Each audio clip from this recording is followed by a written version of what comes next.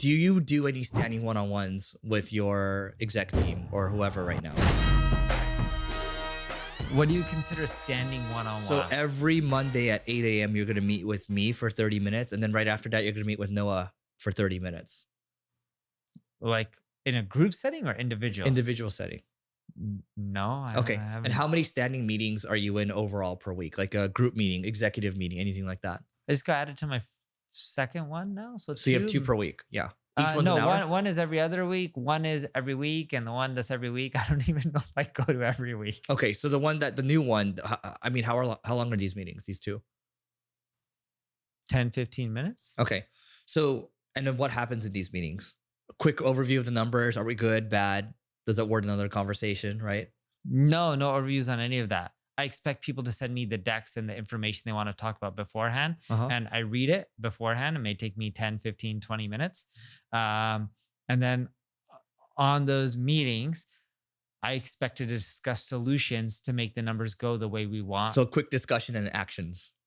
I just discuss actions. I don't really discuss, hey, why is it down or why is it up? I said, reviewed. Yep. This is what I think we should fix. Yep. And then other people throw out their ideas. Some may disagree with me and we discuss the disagreements, or if there are agreements, then a decision's made. Then decisions made, and then we expect execution. And they're not assigning any Asana task to you, right? There's no project management task. My point of saying all this is the real question is, are standing one-on-ones stupid? Now, okay, Jensen doesn't do standing one-on-ones. Mark Zuckerberg doesn't do standing one-on-ones. You don't do standing one-on-ones. But I'm not as successful as them. Whatever. But my point is, are standing one-on-ones stupid? That's the question. I don't know. I've never really done standing one-on-ones. I never understood the purpose of them. I'll give you my thoughts. Do you do them? Yeah, I do. It depends on who. Like if there's someone that's very up and coming and talented, and if they're younger in their career, a standing one-on-one is helpful because it grows them a lot and it builds them up, right? But if someone's like an executive, not really, because we talk all the time anyway. I don't really need to do that, right? But if I'm because a one-on-one to me is coaching. It is almost like you're a therapist as well. So, and I think people that are more junior, they need that. And I'm willing to bet a lot of money that your organization does do standing one-on-ones for kind of probably more mid-level to junior level, right? Standing one-on-ones for more mid to junior.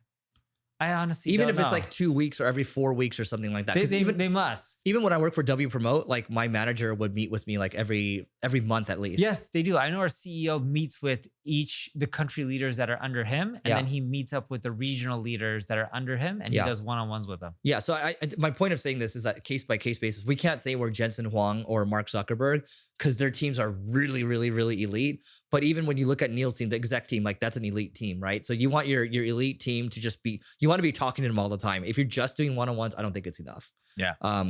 Now, the other thing, then maybe we get some more out of this. This one's funny. So I've been buying a lot of Erewhon candied walnuts, and I buy turkey chili as well. And they give you these nice jars, right? These nice Erewhon jars. Now they charge you for these jars. They charge you. It's like in escrow, like $3, right? So you have to return the jars to get money back. Now, I think California requires this or something like that, but I think this is Erewhon's sneaky way to bring customers back by having those jars and getting people, when you're going to come back to the store, you're going to buy something, right? Yeah. So you're going to get the money back, but you're going to buy. And then the average order value at Erewhon is super high. Like I just ordered breakfast today, but like $55, right? So Jenny's Ice Cream does the same thing. If you order a lot of ice cream, they give you a bag. And then if you bring it back, you can get some rebate. Yep. But speaking of clever marketing, I was talking to one of the head of marketings at Marsec. I'm probably pronouncing it right, but the shipping container company where the family's on the Forbes list, but everyone has seen the company logo. People just don't know. It's like a star. It's like whatever, MERSX or something like that. MERSX, I think. Yeah. MERSK. K. Sorry. Yeah. K. Yeah. And it's a Danish shipping company. They're massive. You know, they do billions and billions and billions a week in revenue, or at least $1 billion a week in revenue, worst case. But we were talking about B2B marketing. Dude, one of the most clever marketing campaigns that, that's been around in B2B that no one talks about, even though the company's struggling now, is Intel. A lot of products in B2B world, or in products that we all use, from phones to computers and laptops, they had Intel chips, but no one knew it. And the sticker where it said Intel inside, I thought was a genius marketing. Yeah, because you remember that. Like everything was Intel inside, and that made me want it more. Yes. Like NVIDIA back in the day, it was only marketed very well to gamers like myself. And the GeForce, like the you know what made it stand out? It wasn't its features. It was more so the design of the packaging. That made me want it more, right? And then everyone started talking about it more. And what actually helped NVIDIA win, by the way, was they came out with this OpenGL thing. So I used to play Quake back in the day, and Quake is a first-person shooter, right?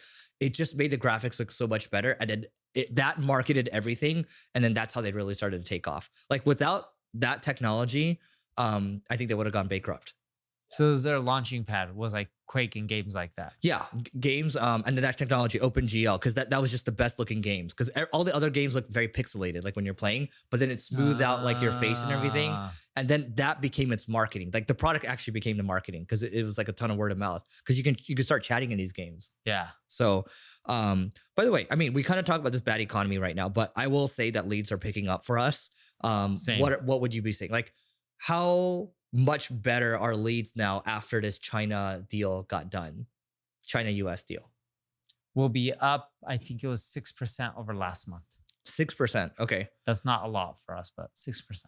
I would say for us, it's a little different. I mean, because you guys have a lot of RFPs and things like that. I think for us now, so before maybe a month or two ago, actually, no, I have the Google Analytics data for this. So we were getting previously, let's call it from Google Analytics, 800 leads a month or something like that. Then when April hit, when I looked at our GA, it dropped down to like 230 or something like that. And then it's been going down, right? I will say though, previously, almost every day, we would get like one really good lead. And that stopped completely for quite a while, like maybe one per week or something like that. 1 or 2 per week. Now it's back. It's like, 1 or 2 per day. And I'm like, okay, it's coming back. So I think the economy right now, to my opinion, is people are cautiously optimistic because we still need to finish off this. Hopefully we can get this Russia-Ukraine war done with. Hopefully we can, end these wars, and then inflation's coming down too, but who knows how long that's going to happen because you still have tariffs. Yeah. But I think the tariffs will be done with and everyone's going to be at like 10% base level. Most people will be. So I'm cautiously optimistic right now. So I judge a lot if marketing is going to come back from local businesses. So for example, I go to a chiropractor here in Beverly Hills. The guy's name is Dr. Ash. He goes by the Chiro guy. Okay. So let's just take his Beverly Hills office. That's a rich office though. Yes, exactly. Yeah. But just check out this data. Okay. Because his people are either local residents or they're people who work in the area and are coming here for work. Now, 40% of his revenue is from insurance. You get in a car accident, you get hurt, a lawyer sends you to a chiropractor, he'll adjust you, he doesn't get paid. Once a case is done, he then gets paid. So it's chiropractic, I think it's called lean or chiropractic on loan or whatever it is. I don't know the exact term for the industry. That part of his business hasn't been hit. 60% of his revenue comes from local people, right? And going back, the reason the first part, the insurance people like who got in car accidents don't get that part of his business didn't get hit.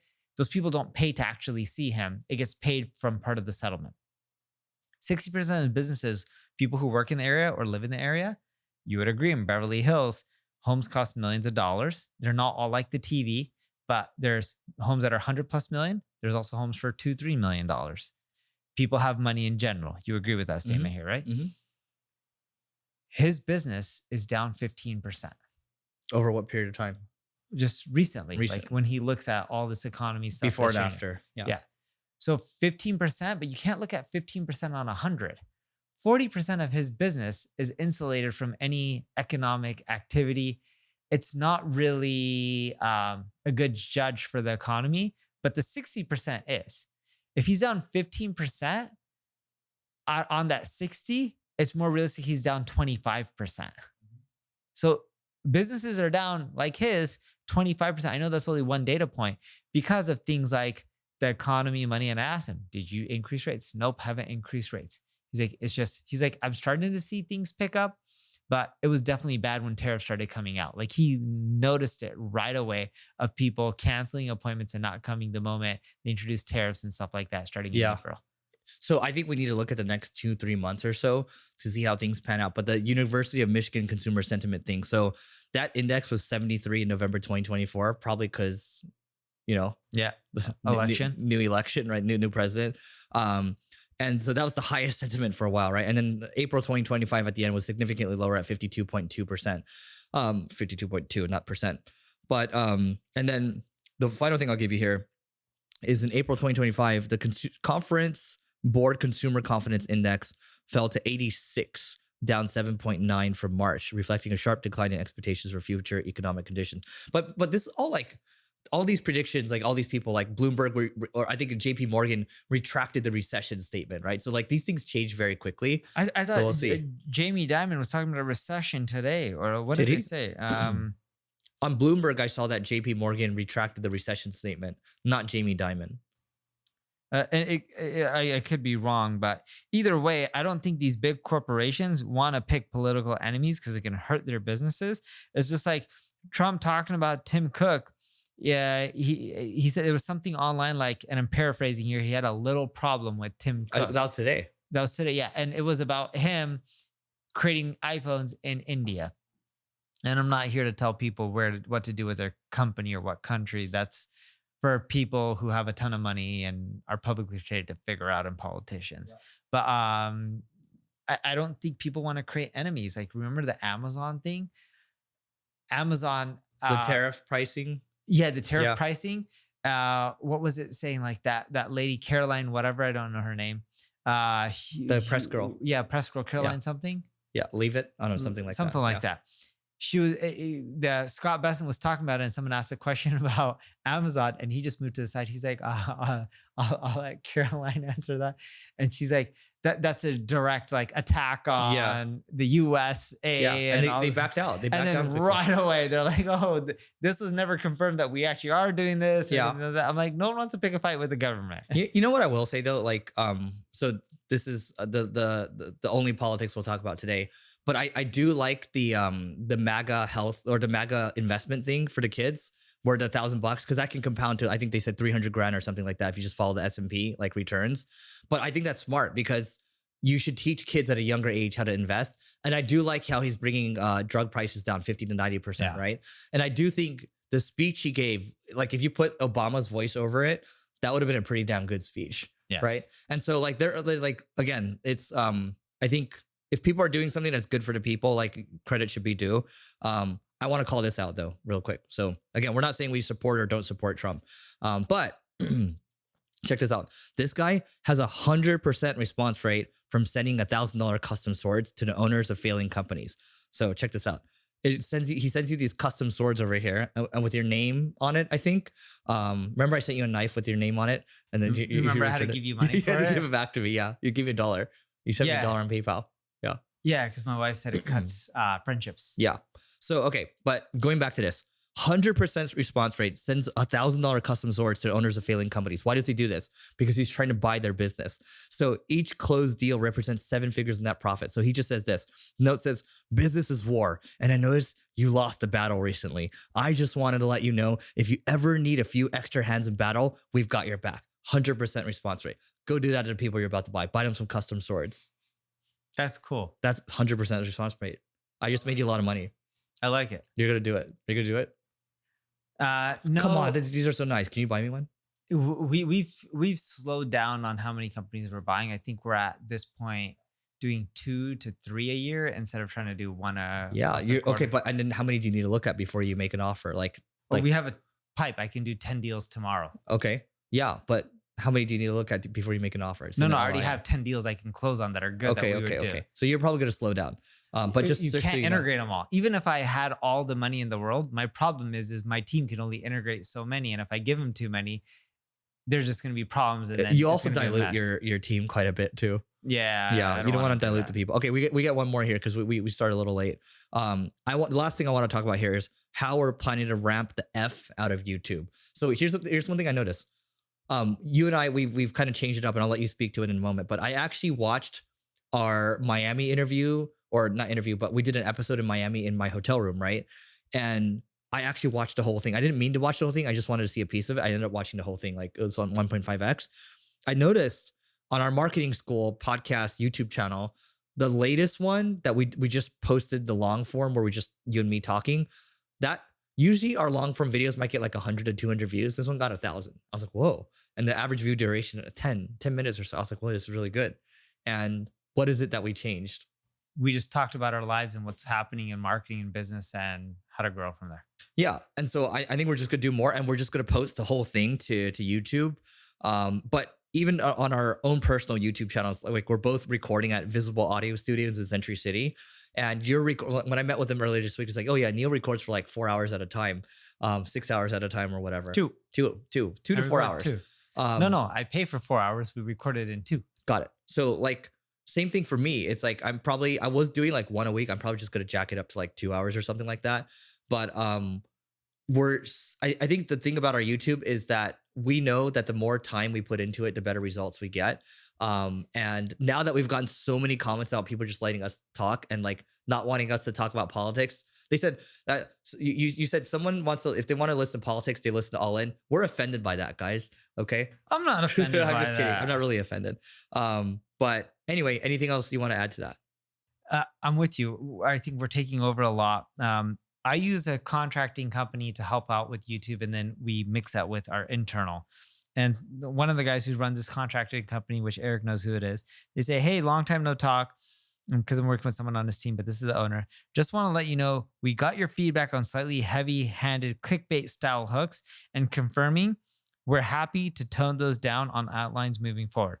Also, please keep giving feedback and sharing experience on how your experience is going. Love to continue make sure that we're providing the best possible experience for y'all. And I responded with, I changed 2 of the videos from the last outline. So they try to give me outlines, and then or outlines are probably the wrong word. They give me ideas and I create the outline, but they'll try to give me like bullets. And I don't really even look at the bullets. I just look at the title, and then I just riff on whatever I want to riff. And I said, I changed 2 of the videos, and I just literally changed the topics, made my own outlines. Mm-hmm. I'm like, to be more on topics I want to cover, but it's getting better. What I learned from this batch is use the topics you give and make up my own ideas for the ones I don't like, and have your team just work on them, right? Because I'll give them a script, but then they got to put the script in order and make it nice and all that kind of stuff. And then I'm like, by the way, then I actually mentioned, this was random. I was like, by the way, I keep getting an email on invoices not paid. If that's the case, let me know. I'll ping accounting, but we typically pay once every 2 weeks. And then he said, this was interesting. This is a smart move to use in this economy. Yes, we usually send out invoices minimum of 7 days before they're due. Yeah, to get paid faster. Yeah, before their due date, and they always due at the beginning of the month. So they start work at the beginning. He's sending them before to get paid before work even starts on their end. We typically pay after the work is done, and then we send an invoice and you get paid within 30 days. Yeah. But he wants to collect money before he even starts doing any work. Dude, we used to do that with Amazon back in the day when we worked with them. And they're like, okay, we're net 60, but just send us the invoices like 60 days ahead or something like that. We're like, okay, sounds good. But anyway, guys, that's it for today. Please don't forget to rate, review, subscribe, and we'll see you tomorrow.